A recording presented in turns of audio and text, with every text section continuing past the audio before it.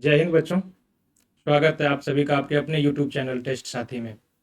बच्चों, मैं किशोर कुमार आज आपके लिए लाया हूँ यूपी पीसीएस की संपूर्ण परिचर्या, जिसमें हम पाठ्यक्रम, उनकी प्रवृत्ति और रणनीतिक विश्लेषण करेंगे। बच्चों, आगे बढ़ने से पहले मैं आपको बता दूं कि टेस्ट साथी आपके लिए और भी महत्वपूर्ण प्रोग्राम चला रहे हैं, जिसमें हमारी जो टेस्ट सीरीज है, जिसमें कुल 35 टेस्ट है। इस 35 टेस्ट में 14 है जो सेक्शनल है और उसमें फुल लेंथ टेस्ट भी हैं।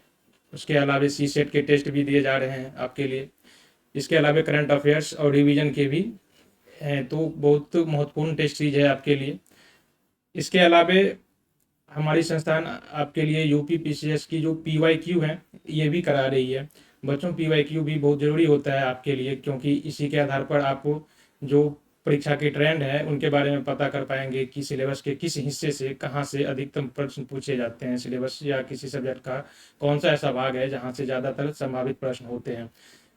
तो हम बच्चों अब अपने मूल विषय की ओर लौटते हैं, और हमारा आज का जो चर्चा का विषय है वो है हमारी पाठ्यक्रम प्रवृत्ति और रणनीतिक विश्लेषण। बच्चों, सबसे पहले हम जानने की कोशिश करते हैं कि परीक्षा में रणनीति बनाने की आवश्यकता क्यों पड़ती है। बच्चों, तो आपको ध्यान ये रखने की जरूरत है कि परीक्षा हो या कोई भी युद्ध, किसी भी युद्ध को करने से पहले मानसिक स्तर पर युद्ध लड़ी जाती है। एक योजना बनानी पड़ती है, एक रणनीति बनानी पड़ती है, और एक सफल रणनीतिकार ही एक युद्ध को अंतिम रूप से विजय प्राप्त होता है। तो इसीलिए आपको भी रणनीति बनाने की आवश्यकता होगी, क्योंकि ये परीक्षा जो है सिविल सर्विस का, जो यूपी पीसीएस का हो या यूपीएससी का हो, 3 चरणों में आयोजित की जाती है। ये चीज़ आपको पता है। और तीनों चरण जो है प्रारंभिक, मुख्य और ये इनके साक्षात्कार की परीक्षा, तीनों चरण का जो है सिलेबस, उनकी प्रकृति बहुत ही डिफरेंट है। जैसे कि यदि हम प्रारंभिक परीक्षा की बातचीत करें तो प्रारंभिक परीक्षा के जो पेपर होते हैं, 2 पेपर होते हैं। इसमें पेपर 1 और पेपर 2 होता है। पेपर 1 जो है जहाँ पर एमसीक्यू टाइप के एमसीक्यू होते हैं, जीएस का पेपर होता है, और ये भी एमसीक्यू ही होते हैं जिसमें सीसेट पेपर होता है। ठीक। जीएस पेपर में अब देखने वाली बात है कि यहाँ पर तथ्यों को बहुत ज़्यादा जोर दिया जाता है।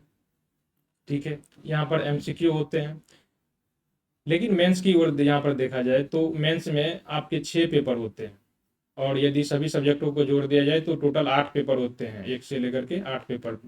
लेकिन यहाँ पर यदि हम प्रीलिम्स परीक्षा की बात करें तो प्रीलिम्स में जो एमसीक्यू टाइप के प्रश्न पूछे जाते हैं, यहाँ पर आपके सामने ही 4 ऑप्शन दिए गए होते हैं प्रश्नों की। इन 4 में से एक में टिक लगाना होता है।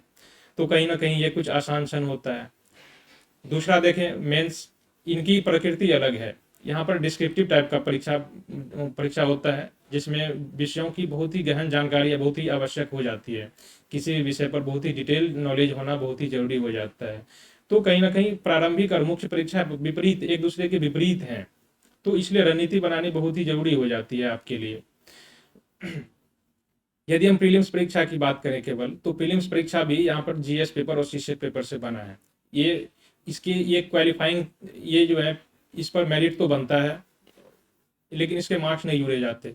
लेकिन ये क्वालिफाइंग नेचर के हैं। तो कितने डिफरेंट प्रकृति के हैं प्रीलिम्स के ही से यदि देखा जाए तो ये 2 पेपर होते हैं जिसमें जीएस और सीसेट, और दोनों की नेचर अलग अलग है। एक है जो आपको मेरिट में नाम दिलाएगा कि आप मेंस देंगे या नहीं देंगे, और दूसरा है सीसेट, ये इसके लिए आपको केवल पास करना जरूरी है। तो एक दोनों विपरीत है दोनों पेपर। यहाँ पर मेंस देखें तो प्रीलिम्स और मेंस दोनों विपरीत है। उधर साक्षात्कार की देखें, यहाँ पर तो कम से कम ये है कि प्रीलिम्स और मेंस में एक डिफाइंड सिलेबस है। इसमें से सिलेबस के यदि आप कवर कर लेंगे तो कहीं ना कहीं आशा रहती है कि आपका एग्जाम क्लियर हो जाएगा, प्रीलिम्स और मेंस। और ये इंटरव्यू की देखिए, इंटरव्यू में इसके तो सिलेबस भी नहीं डिफाइन है। इसमें कहा जाता है कि आपके व्यक्तित्व का परीक्षण किया जाएगा, लेकिन व्यक्तित्व का कैसे परीक्षण हो, कैसे पता किया जाए, तो इसके लिए भी तो सिलेबस भी डिफाइन नहीं है। तो इसके लिए कौन सी रणनीति अपनाई जाए। बच्चों, इसलिए रणनीति बहुत ही जरूरी हो जाता है। यहाँ पर 3 चरण वाली एग्जाम है, और तीनों चरण विपरीत हैं एक दूसरे के। तीनों चरण के जो प्रक्रिया है एक दूसरे के विपरीत है। इसीलिए रणनीति बनानी बहुत ही आवश्यक हो जाती है। ठीक है, तो हम लोग आज के सत्र में इसी बात पर डिस्कशन करेंगे कि हम अब जो बाकी बचे दिन हैं, करीब 80 से 90 के जो दिन बचे हुए हैं, इस दिन में अपने समय का कैसे सदुपयोग करें। ज़्यादा से ज़्यादा किस हिस्से को, सब्जेक्ट के किस हिस्से को जोड़ दिया जाए ताकि हम अपने लक्ष्य की ओर बढ़ सके। ठीक है, तो हम आज के सत्र में इसी बात पर डिस्कशन करेंगे। आज हम निम्नलिखित टॉपिक पर बातचीत करेंगे। इसमें हम परीक्षा की प्रकृति के बारे में देखेंगे, दूसरी है परीक्षा की प्रक्रिया, तीसरी हम परीक्षा की रणनीति कैसे बनाई जाए, परीक्षा का पाठ्यक्रम कैसा हो, परीक्षा के ट्रेंड और एनालिसिस, इसमें हम कट ऑफ और परीक्षा के जो किस पोर्शन से कहाँ से ज़्यादा प्रश्न पूछे जाते हैं इस विषय पर भी बातचीत कर देंगे। ठीक है बच्चों, रणनीति बनानी बहुत ही आवश्यकता होती है। रणनीति में इस बात का ध्यान रखा जाता है कि हम किस सब्जेक्ट को ज़्यादा प्रायोरिटी दें, जहाँ से संभावित ज़्यादा प्रश्न होते हैं उस हिस्से को ज़्यादा कवर करना पड़ेगा, उससे ज़्यादा बार बार रिवीजन करने की आवश्यकता पड़ेगी। इसी से हम प्रायोरिटी तय करेंगे कि किस सब्जेक्ट को ज़्यादा समय दिया जाए। यही हमें सफलता के लिए आगे ले जाएगी। इसी को हम स्मार्ट स्टडी भी कहे जाते हैं आज की भाषा में। ठीक है, यदि हम परीक्षा की प्रकृति की बातचीत करें यूपीपीसीएस की, तो आप सभी लोग जानते भी होंगे और कुछ नए हैं तो उनको बता भी दूं कि आयोग द्वारा इसी प्रतियोगिता परीक्षण का जो आयोजन किया जाता है ये 3 चरण में होते हैं। इसका जो प्रीलिम्स होता है, मेंस होता है और इंटरव्यू होता है। ये प्रीलिम्स है जो एमसीक्यू टाइप की होती है। अभी आपने चर्चा किया है कि एमसीक्यू टाइप की होती है, जिसमें 2 पेपर होते हैं, पेपर 1 और पेपर 2। ये जीएस के हो जाते हैं और एक सीसेट के हो जाते हैं। ठीक है, दूसरा होता है जो मुख्य परीक्षा होता है। यदि प्रीलिम्स में जो पास करने वाले स्टूडेंट होते हैं उन्हें ही बुलाया जाता है। और ये अक्सर प्रीलिम्स में, जैसे कि वैकेंसी यदि 1000 की है तो इसे 10 गुना विद्यार्थी प्रीलिम्स में बुलाया जाता है और इसका 2 गुना मेंस में बुलाया जाता है। यानी कि 10,000 यदि यहाँ आएंगे तो कम से कम यहाँ पर 2000 को सेलेक्ट किया जाएगा। ठीक है, मुख्य परीक्षा लिखित होती है, डिस्क्रिप्टिव टाइप की होती है और इसमें कुल 8 पेपर होते हैं यूपीपीसीएस में। जो यूपीएससी एग्जाम होता है इसमें 4 पेपर ही होते हैं, लेकिन यूपीपीसीएस में 8 पेपर होते हैं। ठीक है, तीसरा पेपर जो है इंटरव्यू है। ये पेपर नहीं, मतलब इन दोनों में प्रीलिम्स और मेंस क्वालिफाई करने वाले को इंटरव्यू यानी कि साक्षात्कार के बुलाया जाता है।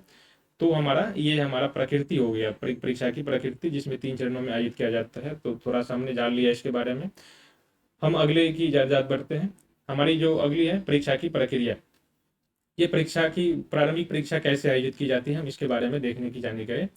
आप अभी देखा हमने कि प्रारंभिक परीक्षा जो है वस्तुनिष्ठ प्रकृति की होती है, जिसमें 4 विकल्प दिए गए होते हैं और इसी में से हमें एक में सही टिक लगाने होते हैं। अब जो है इसमें निगेटिव मार्किंग है, 2016 के बाद से इसमें आयोजित की जाने लगी है निगेटिव मार्किंग, क्वालिफाइंग भी है। ठीक है, 2 अनिवार्य पत्र हैं, पेपर 1 और पेपर 2। ठीक, एक ही दिन में दोनों पेपर आयोजित किए जाते हैं। हमारा जो पेपर 1 है ये 150 अंकों की होती है। कुल इसके लिए 200 अंक निर्धारित है और ये 120 मिनट यानी कि 2 घंटे दिए जाते हैं। दोनों में निगेटिव मार्किंग का प्रावधान है। जीएस पेपर 2 भी, इसमें 100 प्रश्न होते हैं 200 अंकों की और 120 मिनट ही दिए जाते हैं। ठीक है, इसका पेपर 2 जो है सीसेट, ये क्वालिफाइंग है, तो ये आपको पता ही होगा। और इसके लिए क्वालिफाइंग यानी 33% आपको पास करना बहुत ही ज़रूरत है। अब हम मेंस की यदि हम चर्चा करें, इनकी प्रक्रिया मेंस कैसे आयोजित की जाती है, तो हम इस पर डिस्कशन कर लेते हैं। इस परीक्षा का आयोजन या तो प्रयागराज और फिर लखनऊ में आपको बुलाया जाएगा। इसमें कुल 8 प्रश्न पत्र होते हैं, जिसमें 1 से लेकर के 6 पेपर होते हैं। 1 से लेकर के 6 पेपर होते हैं। 6 पेपर मेन है, 2 हिंदी और निबंध के भी होते हैं। ठीक है, पहले 4 होता था, बाद में फिर 2 पेपर जोड़ दिया गया था। वो 2 पेपर जो है, इसका 5वां और 6ठा पेपर ये यूपी स्पेशल होते हैं, उत्तर प्रदेश का। ये जो पहला पेपर है ये हिस्ट्री और भूगोल से संबंधित होते हैं। इसमें हिस्ट्री से संबंध और ज्योग्राफी भी होते हैं इसमें। दूसरा पेपर में इसमें पॉलिटी होता है, इसमें इकोनॉमिक्स से रिलेटेड सवाल होते हैं। और इसमें यदि हम जोड़ दें तो इसमें एथिक्स आ जाते हैं। मैं ऐसे ही ओवरव्यू बता दे रहा हूँ आपको, जो अभी तो हम केवल प्रीलिम्स की चर्चा करेंगे। 5वां 6ठा जो पेपर है इसका यूपी स्पेशल से संबंधित है।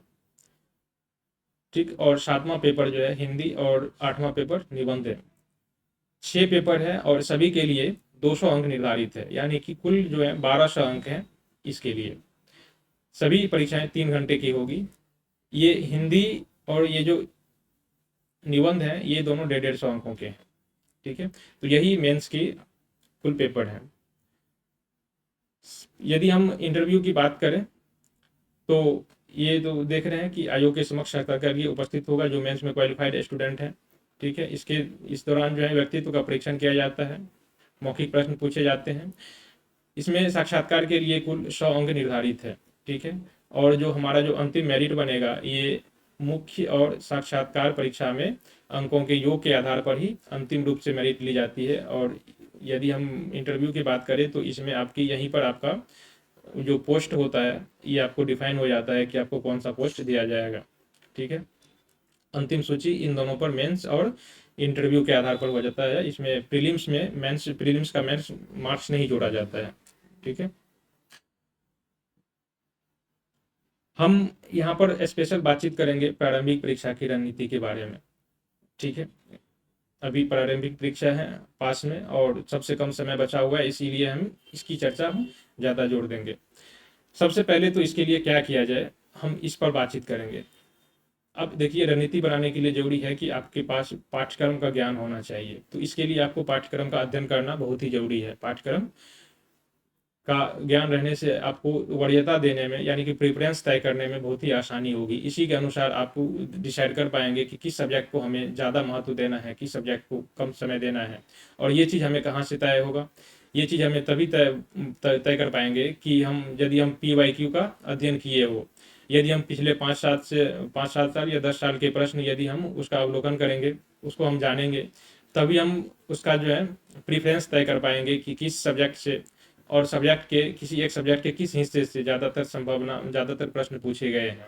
ठीक है, तो इसके लिए PYQ का डिस्कशन कराना बहुत ही जरूरी है। हमारी संस्था टेस्ट साथी आपके लिए PYQ डिस्कशन की वीडियो उपलब्ध भी करा रही है, तो आप हमारी वेबसाइट पर जा करके इसका वीडियो डिस्कशन भी देख सकते हैं। सभी विषयों का वर्षवार वहाँ पर दिया जा रहा है वीडियो डिस्कशन, तो ये आपकी तैयारी के लिए बहुत ही मददगार साबित हो सकता है। ठीक है, हम PYQ का डिस्कशन करने से हमें इस बात का अंदाजा लगाना आसान हो जाएगा कि परीक्षा के अनुरूप हमें किन खंडों पर अपनी अवधारणात्मक या तथ्यात्मक जानकारी महसूस करनी होगी। बच्चों, PYQ का अध्ययन इसीलिए किया जाता है कि हम प्रेफरेंस तय करें और देखें कि कहाँ पर किस टॉपिक से ज़्यादा प्रश्न पूछे जा रहे हैं। ठीक है, साथ ही हमें इससे ये देखना भी होगा कि हमें अब जैसे कि हमें सिलेबस में ऐसा दिया गया है कि एक सीधे बता दिया है कि जनरल साइंस आपको पढ़ना है। तो अब जनरल साइंस में कि बाजार में बहुत मोटी मोटी ग्रंथें रखी है, तो अब क्या उस पूरे किताब को पढ़ना जरूरी है? सफलता के लिए स्मार्ट स्टडी यानी कि केवल हम उन्हीं खंडों को पढ़ें जहाँ से ज़्यादा संभावनाएं पूछी जाती है, जहाँ से प्रश्न की संभावनाएं रहती हैं। साथ ही हमें ये भी पता लगाना होगा कि हमें उसे वैज्ञानिक दृष्टिकोण से पढ़ना चाहिए। वैज्ञानिक दृष्टिकोण का मतलब ये हो गया कि जैसे हम किसी कहानी को एक तथ्यों की तरह याद करेंगे तो वो अगले दिन भूल जाएंगे। किसी घटना को तथ्य बहुत ही जल्दी ज़्यादा दिनों तक आप याद नहीं रख सकते, लेकिन उसे एक कहानी के तौर पर याद करेंगे। जैसे कि अब ज्योग्राफी का कोई प्रश्न है, उसे मैप की सहायता से याद रखेंगे। कोई इतिहास का प्रश्न है, उसे कहानी के रूप में याद रखेंगे, तो चीज़ें बहुत ही ज़्यादा आपको याद रखने में आसान हो जाएगी। ठीक है, साथ ही जैसे कि मैं अब 1857 की क्रांति के बारे में बताता हूँ आपको। अब ये केवल कुछ तथ्य हैं इसमें कि जैसे कि मेरठ में विद्रोह की शुरुआत हुई, फिर ये उसके बाद झांसी में गई, फिर दिल्ली में कब गई, इसका विद्रोह का नेतृत्व यहाँ पर कौन किया था, दिल्ली में इसका विद्रोह का नेतृत्व कौन किया था। यदि केवल फैक्ट याद रखेंगे तो इसे रख पाना बहुत ज़्यादा दिनों तक ये बहुत आसान नहीं होगा। लेकिन एक स्टोरी की तरह याद रखेंगे कि मेरठ में विद्रोह का नेतृत्व, मेरठ में ही विद्रोह क्यों हुआ था, यहाँ पे सैनिक छावनी थी। ठीक है, दिल्ली में यहाँ पर बहादुर शाह जफर थे, तो ये वहाँ मुगल शासक था, मुगल का केंद्र था, तो आपको याद रखने में आसानी हो जाएगी। ठीक है, तो इसीलिए एक वैज्ञानिक स्टडी बहुत ही जरूरी हो जाती है। वैज्ञानिक स्टडी मतलब भूगोल को यदि पढ़ना है तो हम मैप के साथ पढ़ेंगे। जैसे कि किसी पर्वत की, किसी झरने के बारे में हम बातचीत करेंगे, या यदि हमें किसी अभयारण्य के बारे में पढ़ना है तो हम सीधे याद रखने के बजाय हम सीधे उसके मैप को देखें, तो बहुत चीज़ें याद रह जाएगी और अधिक दिनों तक हमें याद रहेगी। इस परीक्षा में कट ऑफ हमेशा 110 से 120 के बीच रहता है, तो ये बहुत ही ज़्यादा हो जाता है 150 प्रश्नों में इतना कट ऑफ होना। तो इसके लिए हमें कहीं ना कहीं रिस्क लेने की भी संभावना हो जाती है, तो हमें इसके लिए टेस्ट सीरीज भी ज्वाइन करना बहुत ही ज़रूरी हो जाता है, क्योंकि बिना टेस्ट सीरीज के इतने अच्छे मार्क्स लाना बहुत ही आसान नहीं है। ठीक है, तो हम प्रीलिम्स इसी की डिस्कशन करेंगे। मेंस परीक्षा की बातचीत करें तो ये अभी हमने चर्चा किया था कि ये डिस्क्रिप्टिव टाइप की होती है और इसकी तैयारी जो है रणनीति, ये प्रारंभिक परीक्षा से अलग हो जाती है। अलग इसलिए हो जाता है कि इसमें अवधारणात्मक और विश्लेषणात्मक जानकारी बहुत ही जरूरी हो जाता है। अभी आपने देखा कि प्रीलिम्स में जो है फैक्ट बहुत सारे होते हैं, लेकिन यहाँ पर आपको डिस्क्रिप्टिव लिखना होगा। क्रांति की 1857 की क्रांति के कारण पता करना है, ठीक है, उसके परिणाम जानना है, उसका प्रसार कैसे हुआ, विभिन्न इतिहासकारों की नज़र में उसकी क्या है, जैसे कि किसी ने उसे स्वतंत्रता संग्राम कहा है तो किसी ने इसे सैनिक विद्रोह कहा है। तो इसके लिए इस तरह से अध्ययन करना, विश्लेषण करना बहुत ही जरूरी हो जाता है। तो मेंस की प्रकृति अलग है, ठीक। दूसरी बात एक और हो जाती है मुख्य परीक्षा की रणनीति बनाने के लिए कि प्रारंभिक परीक्षा जहाँ क्वालिफाइंग हो जाती है, वहीं मुख्य परीक्षा के अंकों को जोड़ा जाता है, इसी पर हमारी मेरिट बनती है। तो इसके लिए अलग से रणनीति बनानी बहुत ही जरूरी है, ठीक है। विषयों की गहरी समझ और विश्लेषण भी हम अनिवार्य हो जाता है, क्योंकि यहाँ पर रट के आप मेंस परीक्षा नहीं लिख सकते, ठीक है। हमारा जो अगला है अंतिम क्षणों की रणनीति, जैसे कि प्रीलिम्स परीक्षा हमारा पास आ रहा है, अब कुछ ही दिन बचे हुए हैं। तो जब हम काफ़ी पास रहेंगे 1 हफ्ता 10 दिन पहले, तो हम उस समय क्या करें क्या ना करें। कई बार ऐसा लगने लगता है एग्ज़ाम जैसे जैसे नज़दीक आता है, लगता है कि हमने कुछ पढ़ा ही नहीं, या फिर कुछ ऐसा लगने लगता है जैसे कि हमने पढ़ा तो लेकिन अब कुछ याद नहीं, या फिर ऐसा भी लगने लगता है, आप लोग अनुभव करते होंगे कि जैसे जैसे एग्ज़ाम नज़दीक आता है लगता है हम भूलते जा रहे हैं, ठीक है। तो इस समय में अपना खोना नहीं है, आत्मविश्वास खोना नहीं है। इस समय हमें क्या करना है, जो हमें कुछ नए चीज़ पढ़ने से बचना चाहिए। इसे नया चीज़ पढ़ने से क्या हो जाता है कि लगता है कि हम जानते ही नहीं है, चीज़ों को पढ़ा ही नहीं है, ठीक है। तो एक तो नया चीज़ पढ़ना नहीं चाहिए, पुरानी चीज़ों का रिवीजन करते रहना चाहिए, ठीक है। इससे हमें आत्मविश्वास बढ़ते रहता है, ठीक है। और साथ ही एग्ज़ाम के हॉल में क्या किया जाए, तो हमें अब ये तो दिया गया एग्जाम के हॉल में आप लोग जानते भी होंगे कि प्रश्न पत्र के जिस खंड पर आपकी मजबूत पकड़ हो तो हमें वहाँ से स्टडी करना चाहिए। और एग्जाम का जो प्रश्न पत्र होता है उसमें बहुत ही साइंटिफिक वे से सजाया जाता है। जैसे कि यदि अब 100 प्रश्न 150 प्रश्न है तो 50 प्रश्न इसके, 50 प्रश्न और 50 प्रश्न करके ऐसे इसमें। अब जैसे कि यहाँ पर हार्ड प्रश्न दे दिया गया है तो फिर यहाँ पर मीडियम और इजी प्रश्न को लास्ट में रख दें। तो कई बच्चे होते हैं जो शुरुआत करते ही उसे हार्ड प्रश्न मिल जाते हैं तो वो डिमोटिवेट हो जाते हैं, ठीक है। तो आपको ध्यान रखना होगा कि यदि ये इस तरह के प्रश्न आपके आए हैं, यदि पहला ही प्रश्न आपको कठिन पकड़ा गया है तो इसका मतलब ये है कि उसे एग्जामिनर ने आपको धैर्य की परीक्षा लेने के लिए इस तरह से दे दिया है। अब उसका जो अगला होगा खंड, यानी कि अगले 50 क्वेश्चन और अगले 50 क्वेश्चन बहुत ही आसान आने वाले हैं। यदि किसी बच्चे को पहले ही इजी प्रश्न आ जाए, पहला ही प्रश्न इजी आ जाए, तो समझिए कि अब आगे आपके कठिन आने वाले हैं। तो इस समय भी आपको धैर्य खोना नहीं है, ठीक है। तो ये परीक्षा की जो पेपर हैं ये बनाने की रणनीति होती है, हमारे जो एग्जामिनर होते हैं इस तरह से डिजाइन किया हुआ होता है वो। इंटरव्यू की रणनीति कैसी होनी चाहिए, तो हमारा ये अभी टॉपिक नहीं है लेकिन बता देते हैं साथ ही। इसमें जो हमारी इंटरव्यू है इसके लिए भी एक रणनीति बनाने की आवश्यकता बहुत ही जरूरी हो जाता है, क्योंकि अब देखिए प्रीलिम्स में क्या है, इसमें प्रीलिम्स की तरह तो न तो विकल्प दिए गए हैं, न तो इसका मुख्य परीक्षा की तरह प्रश्न पत्रों की तरह हल करने की सुविधा होती है, लेकिन ये बहुत ही इंपॉर्टेंट होता है। साथ ही इसमें पद आपको कौन सा मिलेगा ये भी आपको यही डिफाइन करेगा, ठीक है। साथ ही एक और इसमें कठिन समस्या ये होती है कि इसका कोई निश्चित सिलेबस नहीं होता इंटरव्यू की। तो इसके लिए आपको एक विशेष रणनीति बनाने की बहुत आवश्यकता होगी। रणनीति के लिए आपको जब मेंस हो जाएगा तब रणनीति के बारे में बताया जाएगा कि रणनीति क्या किया जाए, अपने जो कैसे व्यक्तित्व निखारा जाए, कौन कौन से टॉपिक को आपको कवर करना चाहिए, ठीक है। लेकिन इसके लिए फिर मॉक टेस्ट भी देना बहुत जरूरी हो जाता है, ठीक। अब हम प्रीलिम्स परीक्षा के पाठ्यक्रम की थोड़ी चर्चा कर लेते हैं कि इसके पेपर 1 और पेपर 2 में क्या क्या दिया गया है। इसमें दिया गया है कि राष्ट्रीय और अंतर्राष्ट्रीय महत्व की सामयिक घटनाएं। इसमें करंट अफेयर्स वाला क्वेश्चन होता है और पिछले हाल के कुछ जैसे PUAQ आपने देखा होगा तो बहुत ज़्यादा प्रश्न पूछे जाते हैं। आमतौर हर एक परीक्षा में 20 से प्लस ऐसे प्रश्न होते हैं जो केवल करंट अफेयर्स से होते हैं। तो ये प्रश्न परीक्षा का जो GS पेपर का जो ये खंड है ये बहुत ही इंपॉर्टेंट हो जाता है, ठीक है। पेपर 1 इस 8 टॉपिक से मिलकर बना होता है, 8 खंडों में विभाजित है। इसका जो ये टॉपिक है, हमने अभी आपने कहा था ना कि प्रायोरिटी तय करना है एग्जाम में कि किस सब्जेक्ट को कहाँ से कहाँ पर ज़्यादा फोकस करना है। तो यही वो सब्जेक्ट है जहाँ पर हमें ज़्यादा फोकस करनी है, ठीक है। हमें प्रायोरिटी में सबसे ऊपर रखना है इसको।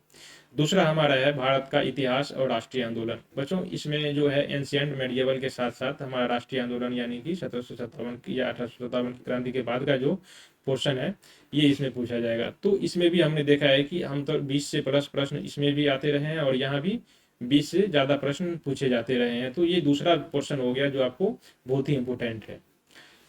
भारत और विश्व का भूगोल, इसमें फ्लेक्सिबिलिटी रहती है अलग अलग। इस बार यदि 8 पूछा तो अगले बार 10-15 भी हो सकता है। तो इसको कवर तो करना है भारत का भूगोल और विश्व का भूगोल में, लेकिन इसको देखते रहना है कि कितना कवर करना है, कितनी इंपॉर्टेंस देनी है इसको। पॉलिटी, शासन, संविधान, भारत, राजनीतिक व्यवस्था, पंचायती राज, लोक नीति और आधिकारिक मुद्दे। हमारा जो प्रीलिम्स जीएस पेपर 1 का जो तीसरा सबसे ज़्यादा हॉट स्पॉट एरिया है वो यही है, पॉलिटी। ठीक है। आर्थिक और सतत सामाजिक सतत विकास, गरीबी, जनसंख्या की सामाजिक क्षेत्र इनिशिएटिव। इकोनॉमिक्स के अधिकतर प्रश्न जो होते हैं वो करंट अफेयर्स से इस यहाँ से पूछे जाते हैं, लेकिन इसमें कुछ ट्रेडिशनल क्वेश्चन भी होते हैं। ठीक है। तो देखना है कि ट्रेडिशनल ज़्यादा पूछ रहे हैं तो ठीक है, यहाँ भी इसको अपने कवर में रखना है, इसे भी प्रायोरिटी में रखनी है। और यदि देखा जाए कि यदि केवल करंट अफेयर्स ही ज़्यादा रहते हैं तो फिर आपको यहीं से कवर हो जाएगा ये पोर्शन। ठीक है। पर्यावरण, ये चौथा हॉट स्पॉट एरिया है एग्जाम का। ठीक है, बहुत ही प्रश्न पूछे जाते हैं। बच्चों, सामान्य विज्ञान, इसमें बहुत ही सावधानी बरतनी है। सामान्य विज्ञान में सीधे कह दिया गया है, सामान्य विज्ञान के 2 पोर्शन है। एक तो सीधे सामान्य विज्ञान है जिसमें आपको फिजिक्स, केमिस्ट्री और बायोलॉजी देखने को मिलेगा, और दूसरा है साइंस एंड टेक्नोलॉजी। इसके 2 पोर्शन हैं। अब इसमें कितने सब्जेक्ट हो गए? 4 सब्जेक्ट तो ऐसे ही दिख रहे हैं। साइंस एंड टेक्नोलॉजी में बहुत सारे पोर्शन होते हैं, जैसे कि बायोटेक्नोलॉजी है, नैनो टेक्नोलॉजी है, रोबोटिक्स है, स्पेस साइंस है, न्यूक्लियर प्रोग्राम है हमारा।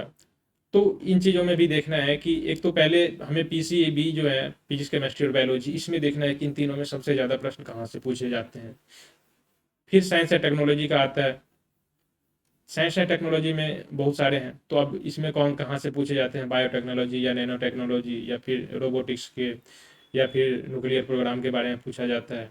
बच्चों, स्मार्ट स्टडी करने के लिए इसे ही पाठ्यक्रम की सिलेबस की बहुत ही माइक्रो लेवल पर आपको जानकारी होनी चाहिए, ताकि आप जब किताब पढ़ें, जब अपने सिलेबस का रिवीजन करें तो उस समय प्रायोरिटी तय करें कि स्मार्ट स्टडी में किसको बार बार रिवीजन किया जाए।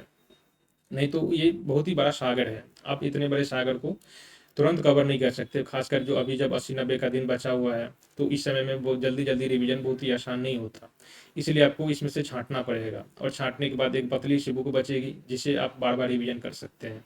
यही आपकी सफलता के द्वार तक ले जाएगी। हमारा 8वां पेपर भी है।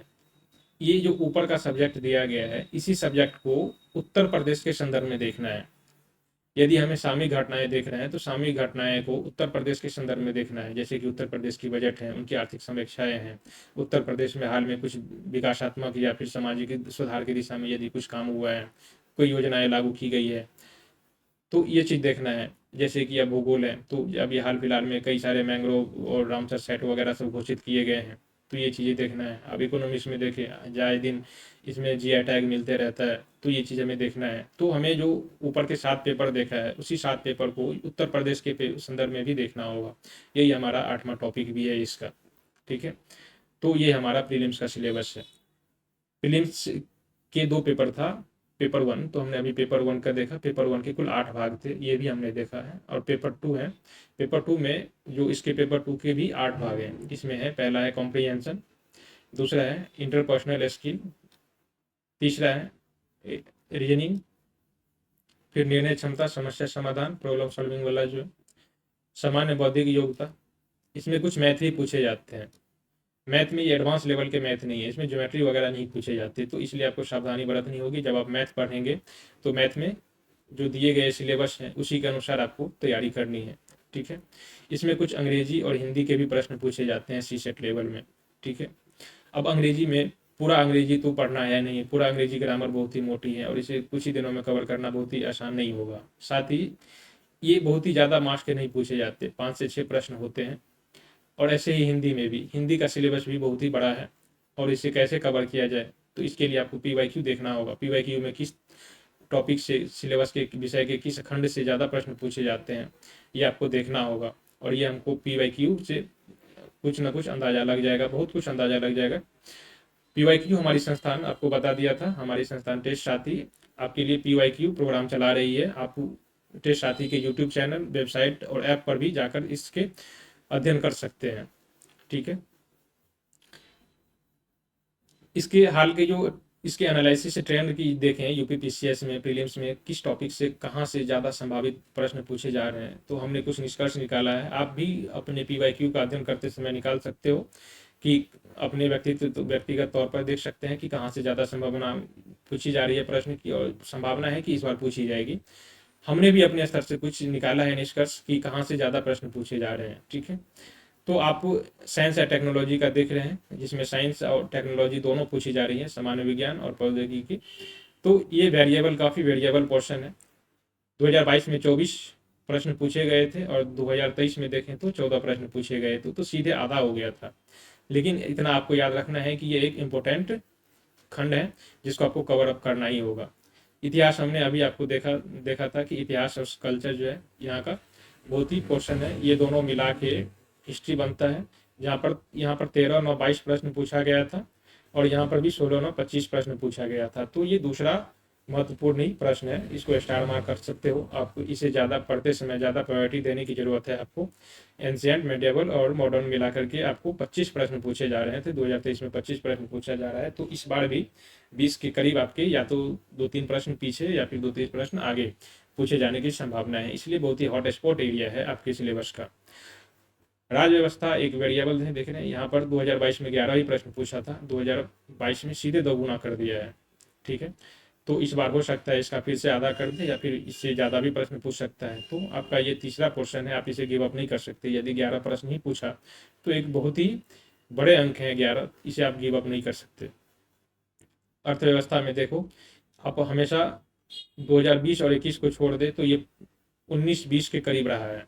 ठीक है, तो इसलिए ये भी इम्पोर्टेंट टॉपिक है। और हम आपने बताया कि अर्थव्यवस्था के सब्जेक्ट जो प्रश्न पूछे जाते हैं ज़्यादातर करंट से रिलेटेड होते हैं, लेकिन इसमें ट्रेडिशनल भी होते हैं, जैसे कि बैंक, बीमा, टैक्स रिफॉर्म, इस सब से सवाल पूछे जाते हैं। तो इसके लिए आपको ट्रेडिशनल भी प्रश्न देखने पड़ेंगे। ठीक है, एग्रीकल्चर वगैरह ये तो करंट के पूछे जाएंगे इसमें से। वर्ल्ड ज्योग्राफी और इंडियन ज्योग्राफी ये बहुत ही इंपॉर्टेंट क्वेश्चन है। यहाँ से देख रहे हो आप कि 20 से प्लस प्रश्न हमेशा रहे हैं इसमें। ठीक है, तो बहुत ही ज़्यादा इंपॉर्टेंट टॉपिक है। ठीक है, ये जनसंख्या वाला क्वेश्चन, इसको भी ध्यान रखना है प्रायोरिटी में। और करंट तो है ही सबसे ज़्यादा इम्पोर्टेंट। ठीक, उत्तर प्रदेश जो है और विविध, उत्तर प्रदेश में कम प्रश्न पूछे जा रहे हैं। जब आप उत्तर प्रदेश की करंट अफेयर्स पढ़ेंगे तो उसमें कुछ बजट वगैरह सब कुछ देख लेना है। तो उत्तर प्रदेश प्रीलिम्स में बहुत ही कम इम्पोर्टेंट है, इसका 5-7 प्रश्न पढ़ रहते हैं, आप देख सकते हो इसको। नहीं तो फिर कोई बात भी नहीं है, ज़्यादा इशू नहीं है इसको नहीं पढ़ने का। ठीक है, तो इस तरह से हमारा जो खंडवार इंपॉर्टेंस देना है, आप यहीं से डिसाइड कर सकते हो कि किस सब्जेक्ट को ज़्यादा इंपॉर्टेंस देनी है, किसको कम देनी है, किसे बार बार रिविजन करती रहनी है। ठीक है, ये हमारा पेपर 1 का था। पेपर 2 में भी देखें, पेपर 2 में यहाँ पर फिक्स है कि हर बार 20 प्रश्न ही पूछे जाते हैं। ये है सामान्य हिंदी और बुद्धिमत्ता, ये कॉम्प्रिहेंशन का पोर्शन है, ये हिंदी नहीं है, ये कॉम्प्रिहेंशन का है। अच्छा, ये हिंदी ही है। ठीक है, इसमें 20 प्रश्न पूछे जाते हैं। कॉम्प्रिहेंशन यहाँ पर है, जिसमें देख रहे हो कि 15 के एवरेज से पूछा जा रहा है, तो ये पोर्शन भी है। कुछ 2-3 टॉपिक आप यदि ऊपर के कवर कर ले रहे हैं तो आपका पासिंग मार्क आ जा रहा है। ठीक है, लेकिन आप ये डिसाइड नहीं कर सकते कि जितना हम कवर करके जा रहे हैं वो हमसे बन ही जाएगा। इसलिए आपको पूरे सिलेबस का ज्ञान होना बहुत ही जरूरी है। पूरे सिलेबस को ध्यान में रखे जाएंगे। ठीक है, यहाँ पर रीजनिंग भी है और मैथ भी है, सभी खंडों से बहुत ही ज़्यादा प्रश्न पूछे जा रहे हैं। ठीक है,